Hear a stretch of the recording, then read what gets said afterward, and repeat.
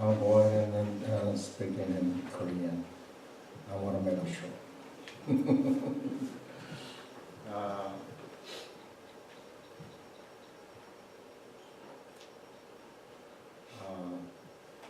what I'm going to say is about the Jesus sermon.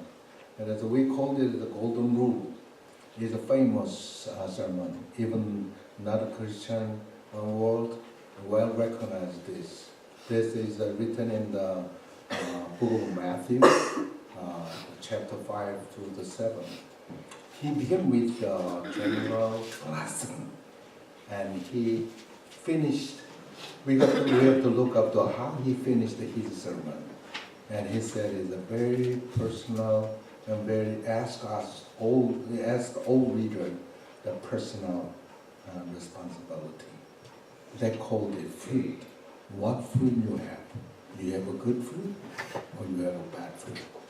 If you have a bad fruit, it means that you make me a bad tree.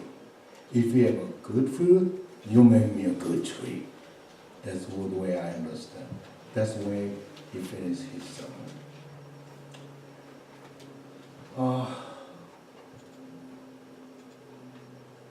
설교를 길게 하면 여러분이 은혜를 못 받으니까 짧게 하겠습니다.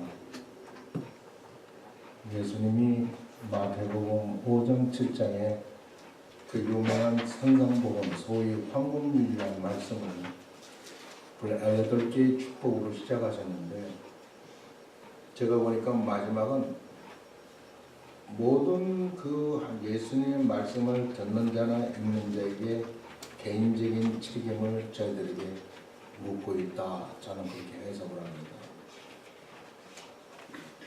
그 말은 뭐냐면 16절에 있는 말씀입니다. 그의 열매로 그들을 알지니 가시나무에서 포도를 또는 엉겅퀴에서 무화과를 따겠느냐. 이와 같이 좋은 나무마다 아름다운 열매를 맺고 못된 나무가 나쁜 열매를 맺는다 라는 말씀입니다. 예수님이 왜 이 말씀을 하셨느냐면 거짓 교사가 선지자들 때문입니다. 선지자는 굉장히 예수님은 굉장히 이 거짓 선교사, 거짓 교사에 대해서 구약에도 그렇고 신약에도 그렇고 엄중히 경고를 합니다. 여러분, 구약에서는 거짓 선지자로 이야기되고 신약에서는 거짓 교사로 이야기된 이들의 이야기가 얼마나 중요하냐면 그들이 성경을 해석하기 때문에 그렇습니다. 하나님의 말씀을 해석을 할 때 우리가 잘못 해석할 수는 있습니다.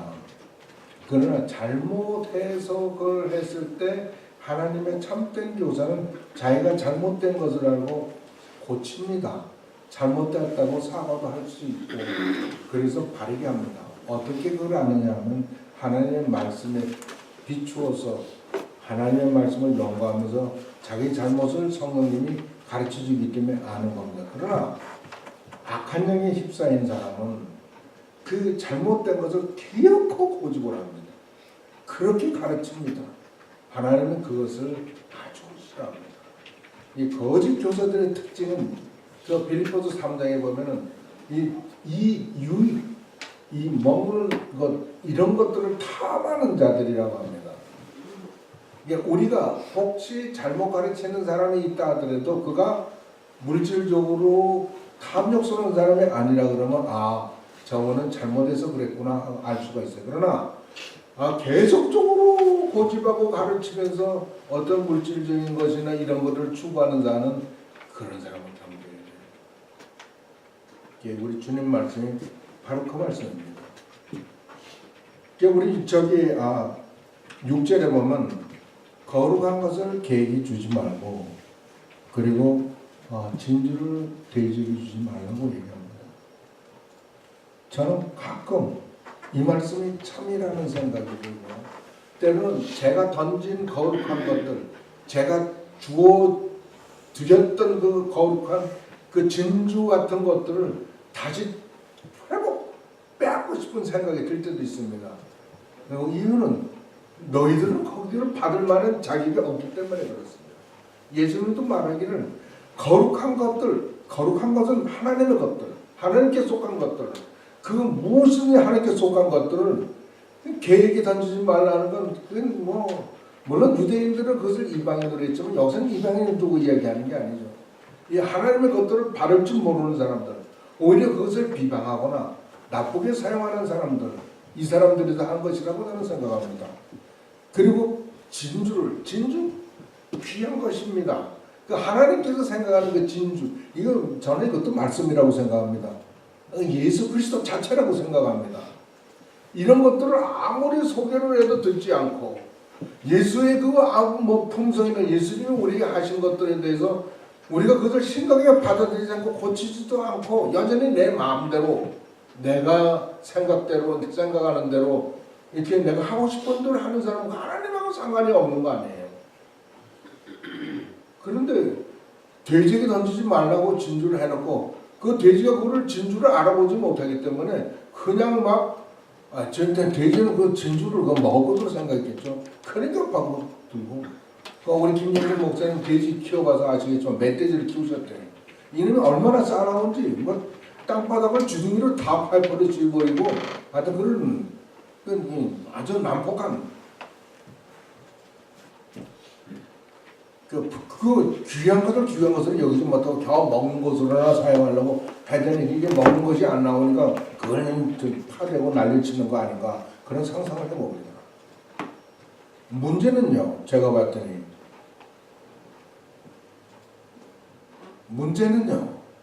저는 하나님의 사람이라면 이렇게 생각돼야 될 거라고 생각합니다.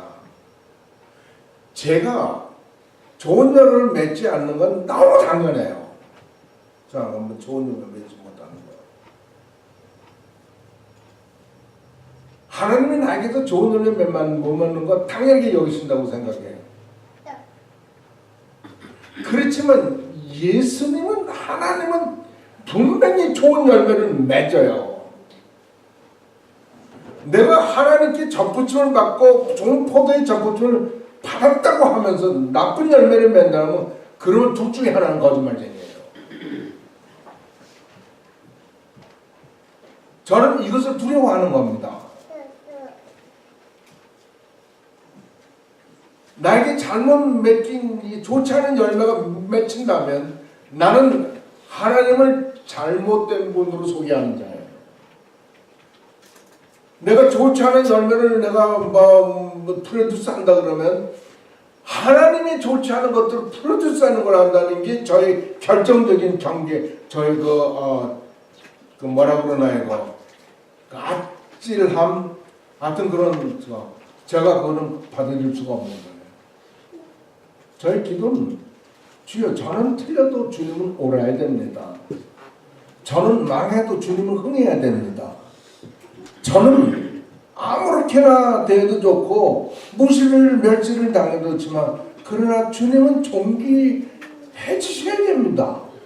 이러는 놈이 좋지 않은 열매를 모인다 그러면 내가 증거하고 말하는 예수님이 좋지 않은 분으로 보인다는 건 그거는 엄청난 그건 죄악이에요.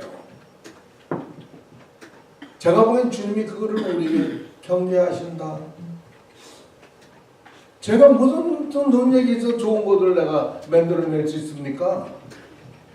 제가 무슨 능력이 있어 남을 사랑하고 남을 희생할 수가 있습니까?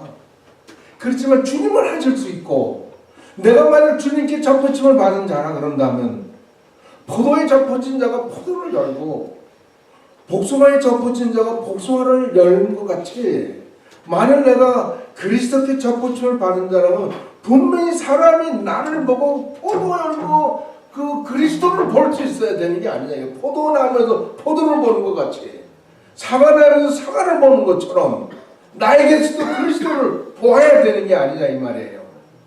내가 만약 그것을 하지 못한다 그러면 나는 주님을 심히 모독하는 자라는 게 저를 아주 못 견디게 하는 겁니다. 그래서 바울이 내가 내 몸을 처음 복종한다는 의미가 뭔지를 알 것 같아요. 내 몸을 치지 않고 내가 어떻게 좋은 열매를 맺으며 내 몸을 치지 않고 어떻게 내 생각을 죽이고 내가 마음대로 하고 싶은 것들을 절제할 수 있느냐 이 말이에요.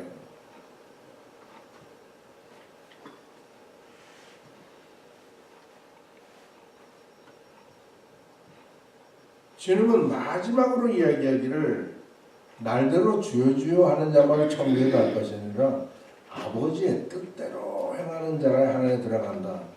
그러니까 거짓 선지자들, 거짓 교사가 이야기를 내가 주의 이름으로 능력도 행하고 주의 말씀 선교도 하고 했습니다. 그리고 내가 이 말씀을 합니다. 선지자 노릇도 했고 귀신도 쫓아내고 많은 권능을 행한 것을 주님이 아시지 않습니까? 했어요 진짜. 근데 주님이 말씀하기를 뭐라 그러냐면 내가 밝히 말한다.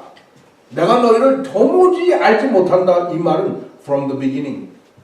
처음부터 너는 내 것으로 하지도 않았고 나는 알지도 못하고 너는 나를 알지도 못했어. 그 얘기예요. 그러니까 하나님과는 아무 상관이 없는 자예요. 저는 그런 것을 두려워하는 거예요. 혹 여러분 중에도 마찬가지예요.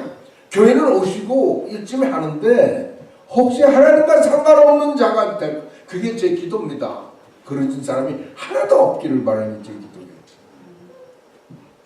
저는 그냥 왔다 갔다 인사하는 것 같지만 사실은 다 듣고 그럽니다. 불안하게 할 때도 있고. 그러니 다 보고 다 들으시는 주님은 얼마나, 그러니까 성경에 주님은 중보자가 될 수밖에 없어요. 그분이 아니면 못하시니까. 그분을 예수 그리스도를 가지신 걸 감사하셔야 돼요. 그래서 우리가 예수를 찬양하는 이유를 가지는 거예요. 왜 예수를 우리가 찬양해야 되는지 이유를 우리는 갖습니다.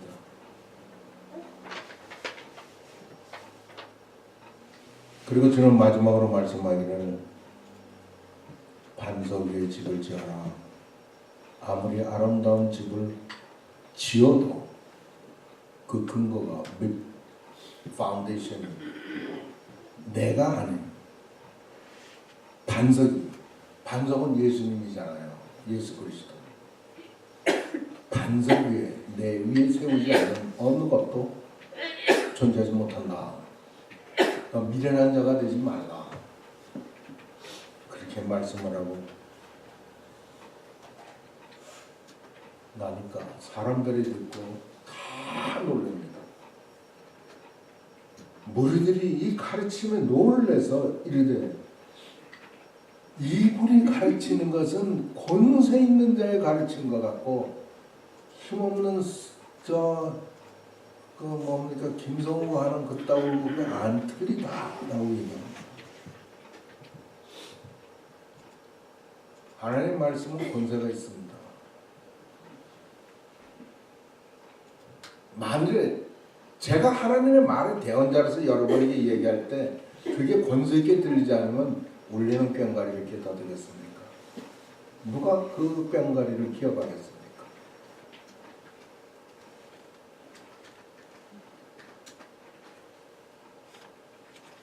만일 우리가 하나님을 하나님으로 알고 모든 그분의 입에서 나오는 말씀을 진리로 알고 그것이 생명으로 알고 영생으로 안다면 그리고 우리 삶을 주님께 맡긴다면 우리는 주님을 영원하게 하는 그리스도의 날을 열을 겁니다. 그러기를 주의 이름으로 축원합니다. 감사합니다. 주님. 주의 말씀을 대할 때마다 저희들에게는 참으로 거룩하신 말씀인 것을 알고 스스로 겸손하고 머리를 조아리고 어찌하든지 바르게 받고 하나도 빼놓지 않고 보고 읽고 배우고 하려고 합니다. 그러나 우리는 무익한 종이고 무능한 종입니다. 주님 도와주십시오.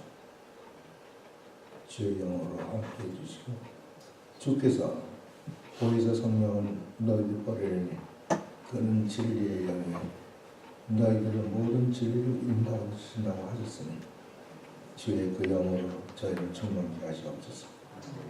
오늘 저와 예배드릴 메시지 주님 보내주시면 감사하고 주님이 항상 저와 함께 하셔서 저로 주님의 아는 일에 형통케 하여 주시옵소서.